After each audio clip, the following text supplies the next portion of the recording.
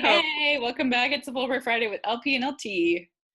Oh, wow. Here we are. How was your Here last we few are. days? Whoa, sorry. What was that? Was that a fly? Like a barn in here now. It just yeah. I have to tell you, so my Mm, husband and I, John, watched a really heartwarming documentary on Netflix. And in these times we really need heartwarming documentaries yes, called yes. Spelling the Dream about these Indian American kids who are striving to get to the Scripps National Spelling Bee about all the things they do to practice. One kid had like a database of words, and he like tests himself to see how fast he can type these words to learn the words. It's just crazy, but it was so wonderful Yeah. to follow these kids. But it also made me realize I don't know how to spell a number Oh, of these please. words.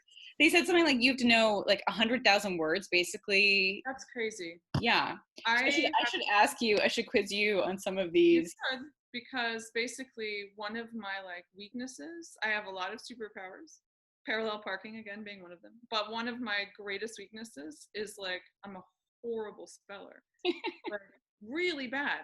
So I can't spell normal words. Like sometimes I have to double check myself when I spell opportunity because my fingers will type incorrectly than my brain. Hit me with it. What do So we here's got? a word. Okay, ready? Corriedale, Oh my, which can I get is 3 words? a noun, one of a breed of sheep raised originally in New Zealand and noted for their high quality wool and good market lambs. Corriedale. This is an actual word in the Okay, documentary. let me spell it out. So there's probably a GH in there, and that I'm just not even gonna try. But I would say I would go CORR like IEDALE, Corey Dale. Oh my gosh, you got it. Oh my god, I almost cursed. You And I remembered I was on live on air. And I you didn't. could have gone to Scripps. I spelled dolphin wrong in the 3rd grade at a spelling bee You and was didn't know out how to for spell this breed of New Zealand sheep. There we go. that made my day. Ooh. Hey. Yeah. And today we are focused on recommendations slash references. So there are All three about things, as recommend. always, that we want to share with you all to fill your brains with knowledge and prepare you on this magical journey. So the first thing is the difference between recommendation letters and references. ETAs need references. Study and research candidates need recommendations. So what's the difference? References are filling out basically a reference form. It includes short essay responses about your criteria as they relate to the ETA grant. So professionalism, communication, these kinds of things.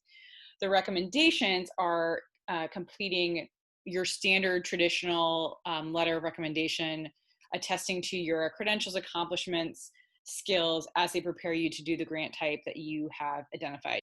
LT, what's number 2? Okay, so number 2, we have to get the question on, okay, well, great. I need 3, either references or recommendations. Who do I ask? Well, you should ask those that are most prepared to recommend you for the particular grant that you are applying for. And what that can mean, that can take various forms, shapes, and sizes. So for those of you that are doing the English teaching assistantships, it's going to be far more persuasive and compelling for you to have a reference right in for you to those 5 or 6 questions that ask about mentorship, teaching, and cultural ambassadorial potential. It's going to be really important to have people that have seen you in those sort of similar teaching capacities. If you've taught English as a second language before and someone has overseen that, you should definitely think about drawing on them, right? Sometimes your content major professor isn't always the best person. It could be, but it's not always the best person to be completing the ETA reference form. In order for you to best understand who should be recommending you for the English teaching assistantship, referring you, right? You should look at the questions that are actually asked. They're in this newsletter. Now, for everyone else, those that are completing research grants and those that are completing study grants, often they're going to be academic recommendations, but not always. And again, that academic umbrella is fairly large. What we're talking about here is someone that is well positioned to be able to speak to and attest to the things that you're proposing to do in your research project and how this might fit in with the kind of career trajectory you do this and then it sets you up for what's next. Oftentimes that's an academic mentor. However, maybe you've been working at a think tank as an intern, and you've been writing policy, you've been doing extensive research and writing some policy prescriptions and recommendations.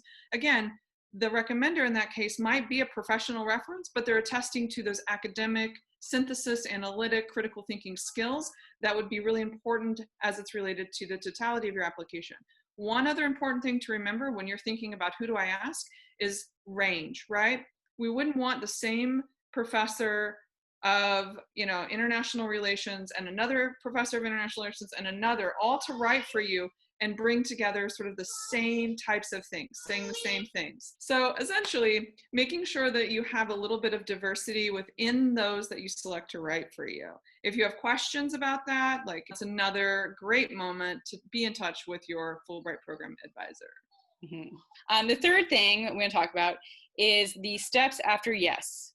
The third thing. So after you have identified who are the great people to write for you, you want to provide them with as much support information to make sure that they are able to complete their reference and recommendation in a way that's going to support your application. So we will also include in this guide a handout that goes into how to support your recommender or reference, the things and materials that you should be providing to them so that they have a reference point when completing that recommendation or reference. You need to indicate to them that the deadline is September 1st, the same as your deadline, that they will need to submit their reference or recommendation by that point in time. It's also important to be able to provide them with a working draft of your statement of grant purpose essay so that they have an understanding of what they're writing for and can make the connection between their observations of you and how they know you will be successful on the grant type that you've identified. Okay, we're back. From the Fulbright fans. Now, if you would like to have your question read on air in front of a live studio audience, please send your questions that you have for us to fulbright@georgetown.edu. We did have some requests come in for more songs. If you didn't see our karaoke rendition last week, you should go back and check that out. Otherwise, that doesn't even make grammatical sense. We're not critiquing any fans. Sorry, yeah, that was probably a printer problem. Can't be a good speller like me. Okay.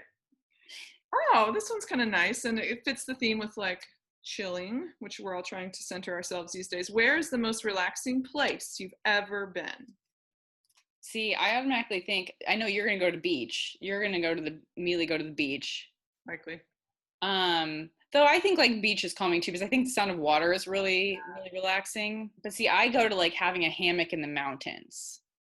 So I was going to say beach, but that's really too simple. So I'm going to say a place where I've been, where I was very surprised to be so relaxed when I should have been freaking out. So have you ever been to like caverns before? Yes, like Luray Caverns. Yeah, it's like super dark and it's quiet, but it's just like almost like there's a peacefulness in there. But it's also kind of scary because the like roof could fall in at any minute. So it's a little bit of. Also, you could get lost. Not if you stay with your tour guide, but if you were there running around the caverns by yourself, yes, maybe. Yeah, I would never have been one of those people who decided to explore caves like Luray Caverns. You know, you can do cave explorations where you go in the little tiny. Yeah, no. Like, and you have to like belly crawl through these like crevices. Now that I'm not doing, that's not relaxing. Like, my nightmare would be that situation in Thailand where the boys got stuck in the cave and then they had to basically swim out and like, that to me. The scuba, right? And they had to like get the Navy SEAL. Oh, I'm like getting chills just thinking about it. No. Well, I'm really surprised you went with caverns. It's the exact opposite of a beach. Wow. Well, I was going to go beach, but like you already knew that. And I wanted to inform. Surprise me? I want to surprise you, like honestly. Well, I was just thinking about like, it's gotta be that kind of dark quietness. It's also kind of spooky. Oh, and there be bats. Oh, you don't want to go into caves. That was a really bad answer. Really bad answer. Because also they say that now, I mean, we've already had this pandemic, but increasingly with people exploring these caves that have been left untouched for ages with like hundreds of thousands, if not millions of bats in them, we're more likely to see terrible diseases. So no, let's avoid the caverns. Yeah. We just took a very nice conversation about relaxful places and again, really dark place. Yeah. Literally. Yeah.